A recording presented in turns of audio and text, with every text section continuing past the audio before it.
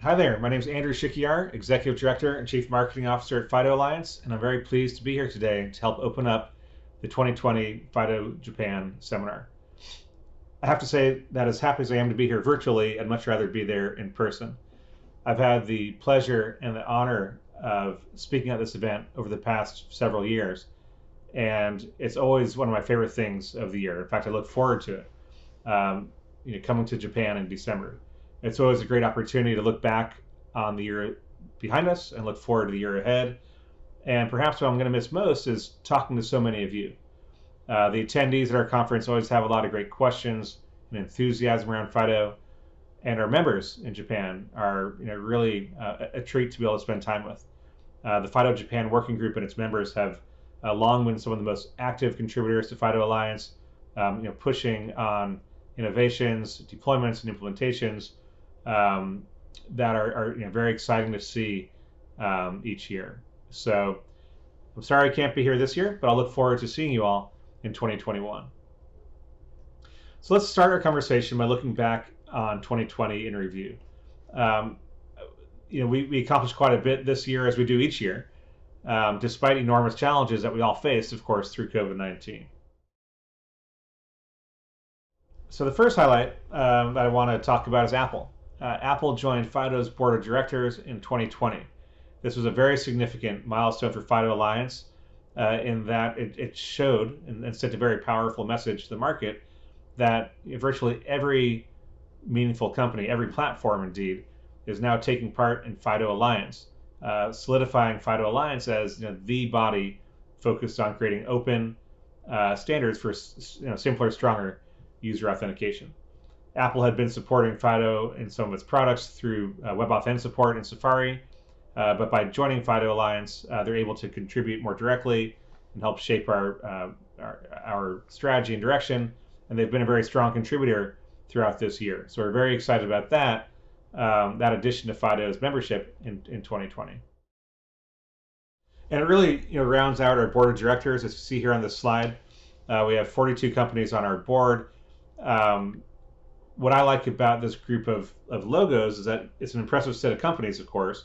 What it tells me is that we have the right set of companies sitting together working on the password problem. We have the device manufacturers and platform providers who are shipping tons of devices that support FIDO authentication, devices that we all use every day. We have experts in security, biometrics, and authentication. And last but not least, we have service providers whose businesses are dependent upon their ability to deliver secure, high assurance services to billions of users worldwide on a daily basis. Those service providers include Japanese board representatives Line, NTT Docomo, and Yahoo Japan, all of whom are active contributors and leaders in the organization. In addition to the board, we have sponsor members, associate members, government members, and liaison partners. These are the organizations and companies that are really helping build the FIDO outputs, our technical outputs, our adoption best practices, policy guidelines, things like that. They help comprise the FIDO certified ecosystem. So of the hundreds of products we have on market that are FIDO certified, most of these are from associate and sponsor members in addition to the board members. And then our government members are very helpful in making sure that FIDO's output is aligned with both government requirements as well as enabling them to deploy FIDO services to their citizens and their government workers. And I'll talk more about government in just a moment. Another highlight for 2020 is the growth in platform and browser support for FIDO authentication. So this is somewhat of an eye chart, but it shows how ready different authenticators and transport protocols are across operating systems and browsers. What's really neat about this chart in 2020 is that it's gotten wider in the sense that we've added Safari on iOS and macOS, and it's also gotten greener, if you will. So talking about Safari, that was probably one of the most important milestones of the year was Apple adding support for FIDO authentication through WebAuthn and its updated version of Safari on iOS and macOS. That means that you can now use a platform biometric or a local PIN to log into websites on Safari instead of being dependent on passwords. So that's a very important initial step or added step for FIDO support on Apple products and operating systems that I think we'll see expand moving forward. All told, over 2.5 billion devices can now support FIDO authentication. All right, so it used to be we get the question, from service providers, well, if I deploy FIDO on the web, who can use it? Who can actually support it? Through these added movements through the key platform providers, the answer is a lot of people can. In fact, over 2.5 billion devices can support FIDO authentication. That includes, by the way, every Windows 10 PC and virtually every Android 7 or later handset, both of which are FIDO certified platforms. On those devices, you can also use the local biometric or local PIN rather than being dependent on passwords. So we've really focused on addressing, and I think we've done great work on getting the client side of the equation addressed through these through devices and through browser support. Another key activity for us in 2020 was introduction of the FIDO consumer brand. So this logo you see here, this is what we call the I mark. It's the I from FIDO. It's saying hello. This is meant to be used at point of login, and it'll take a while for this brand to fully take root, but we introduced it this year and we're seeing some people use it. That's any service provider who's deploying a FIDO certified server can use either the iMark or a FIDO certified mark or related login with FIDO buttons we're creating to let consumers know that they're using FIDO when they're logging in. The input we've received from the market and what we believe is that it'll be beneficial to start having some common visual cues and terminology at point of login so consumers could start having a common user experience across login flows. So this is an important initiative we launched this year and we'll be bringing forward into 2021. Another key milestone for us in 2020 was the introduction of the Authenticate conference. Authenticate is a virtual event we just wrapped in November. It was meant to be a live event, but we had over 2 weeks, we had over 50 different sessions from experts in FIDO authentication from all parts of the world. From Japan, we had NTT Docomo and Yahoo Japan both make presentations. This was very well received. We had over 3,000 people register. We had 25 expo booths. It was really a nice way to try to harness community at a time when so many of us, of course, are still remote. Our hope is to bring this forward to a physical event in 2021, but we were very pleased with the initial movement we had behind Authenticate in 2020. Another key data point I want to share with you and talk about is the growing regulatory engagement and support for FIDO from different government initiatives worldwide. This slide here shows at a high level, different governments and government-driven initiatives or NGO initiatives where FIDO has engaged over the years. And this list has continued to grow both in the number of agencies we've talked to and in how they're actually engaging with FIDO. This is very important as we believe that government embrace of FIDO will help lead to more adoption. And we've been very pleased with the progress we've had this year, and Moriyama-san is going to talk about some very exciting initiatives in Japan in the following presentation. We're also seeing government implementations of FIDO. So not only are governments specifying FIDO as part of their regulatory regimes, but they're embracing and using it for e-citizen and e-government services. These are just 9 of the countries that are using FIDO today, and this list is growing rapidly as time moves on. So all told, I think that 2020 is showing that FIDO is truly becoming part of the web's DNA, part of the DNA of the web itself, if you will. And there's a few data points that lead me to say, that bold sort of statement. First of all, FIDO is becoming part of kind of the industry standardization, and there's a lot of collaboration, around FIDO authentication. So I talked at the outset about collaboration. We have over 250 organizations taking part in FIDO. We also liaise with other bodies to collaborate with them on joint use cases or joint education. Additionally, when FIDO specifications become mature, we submit them for formal standardization, right? So FIDO is a formally recognized standard by W3C, ITU, ISO. which really helps further adoption from especially in regulated industries and by regulated companies. So I think that's part of FIDO becoming part of the DNA of the web. Another important data point, of course, is that FIDO is just there, right? So we talked about 2.5 billion devices. That's a huge scale. Consumer computing devices supporting FIDO at that scale is really remarkable. Additionally, the browser support, right? So over 86% of browsers in use today support FIDO authentication. And as these devices continue to ship and we see more device turnover, that path to ubiquity at the endpoint will continue to grow closer to 100%, which furthers our position as part of the DNA of the web. And last but not least, I showed before where we're engaging with government.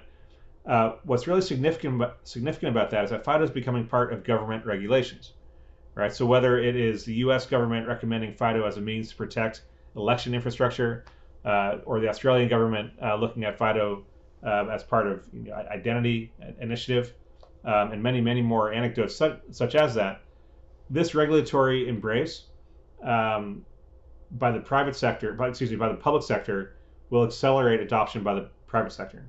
Private sector always moves faster than public sector, but they'll take their cues from public sector. So that will also further FIDO becoming part of the DNA of the web itself. So we're very excited about that platform for FIDO moving forward. And none of this could be possible, or at least not as quickly possible, without Japan's contribution to the alliance. I mentioned in my opening statement that I really appreciate the enthusiasm and leadership and engagement of the Japanese members. There's a lot of different contributions that we're seeing from Japan. Two I'm highlighting here. One is the continuous initiative of providing solutions for account recovery needs.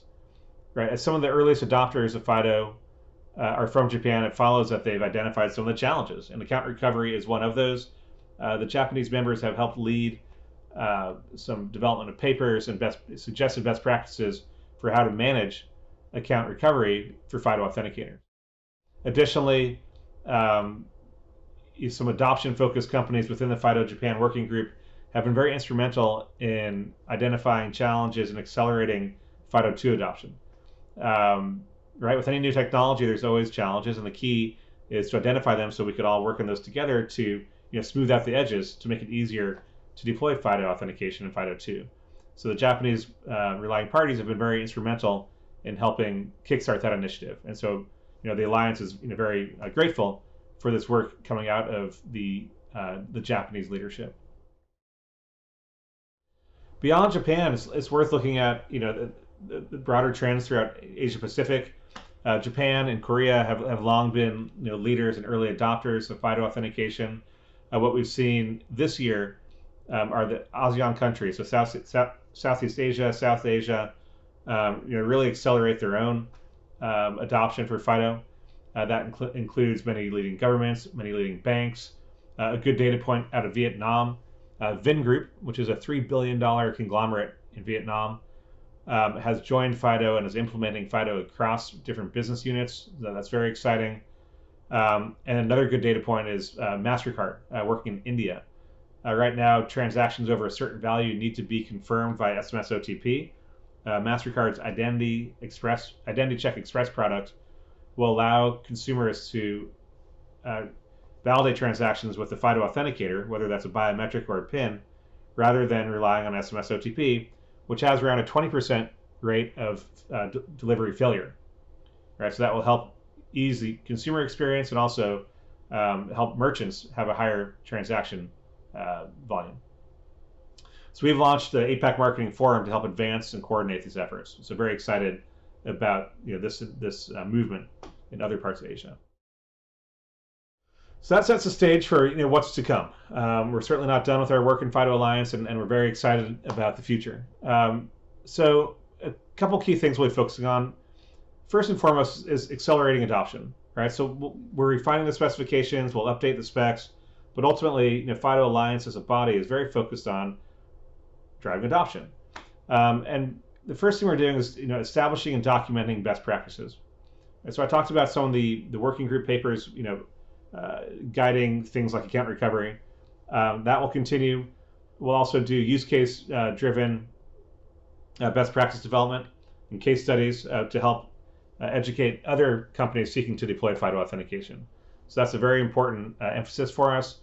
Another way we'll be accelerating adoption comes back to the consumer marks, right? So the iMark and other visual cues that will signal FIDO logins for consumers. So whether it's using the iMark or this login with FIDO button and the site that we have to support that, we think that's going to be a very important initiative in helping drive implementations forward.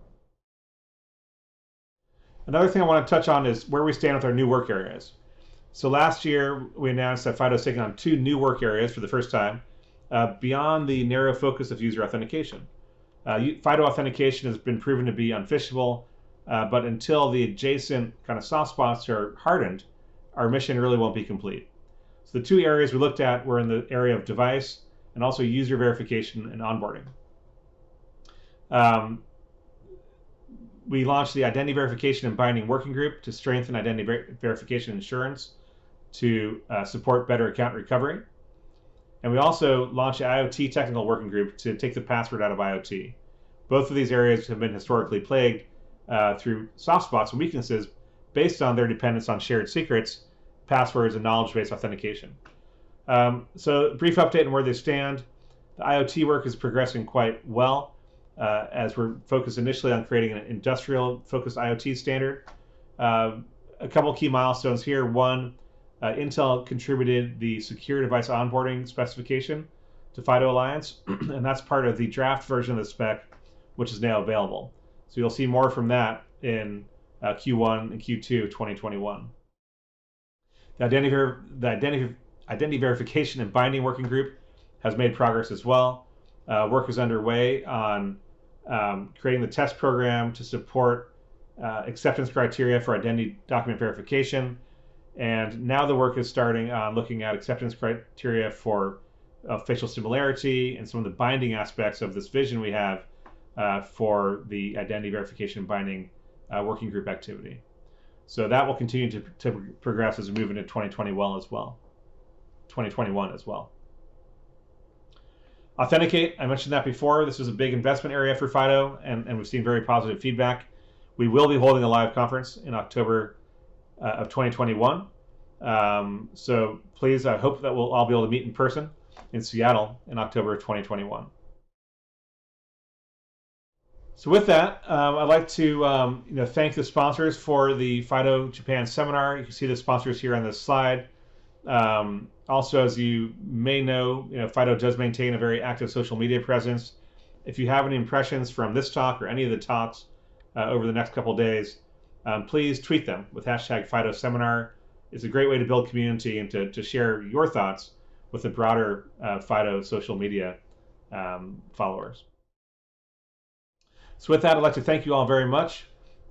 Stay safe, stay well, and I'll look forward to seeing you in 2021. Thank you.